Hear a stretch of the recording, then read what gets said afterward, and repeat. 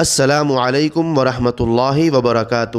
محترم سامعین کرام، وقف بورڈ کیا ہے؟ وقف بورڈ ایک قانونی ادارہ ہے جو مسلمانوں کی مذہبی، فلاحی اور تعلیمی مقاصد کے لیے وقف کردہ جائیدادوں کی دیکھ بھال اور نگرانی کرتا ہے۔ وقف کی گئی زمینیں یا املاک کسی فرد، خاندان یا جماعت کی ملکیت نہیں ہوتی، بلکہ یہ اللہ کی امانت سمجھی جاتی ہے اور انہیں مسلمانوں کے فائدے کے لیے استعمال کیا جاتا ہے۔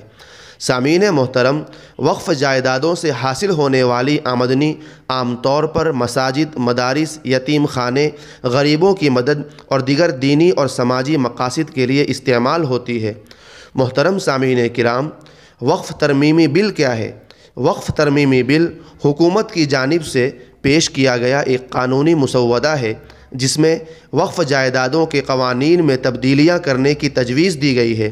اس بل کے تحت حکومت کو وقف جائیدادوں کے انتظام و انصرام میں مزید مداخلت کا اختیار حاصل ہوگا۔ اس کے ساتھ ہی یہ بل وقف جائیدادوں کی فروخت یا لیز پر دینے جیسے اقدامات کو بھی آسان بنا سکتا ہے۔ یہ ترامیم مسلمانوں کے مذہبی اور سماجی ڈھانچے پر شدید اثر ڈال سکتی ہے۔ سامعین محترم، مسلمانوں کے لیے یہ بل کتنا خطرناک ہے؟ وقف ترمیمی بل مسلمانوں کے لیے ایک انتہائی خطرناک اقدام ہے۔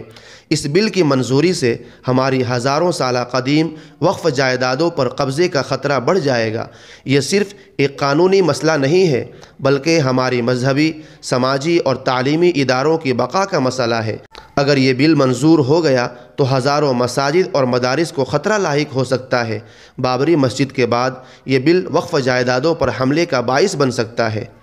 سامعین محترم، حکومت کی مداخلت سے مسلمانوں کی اجتماعی املاک کے انتظام میں پیچیدگیاں پیدا ہوگی۔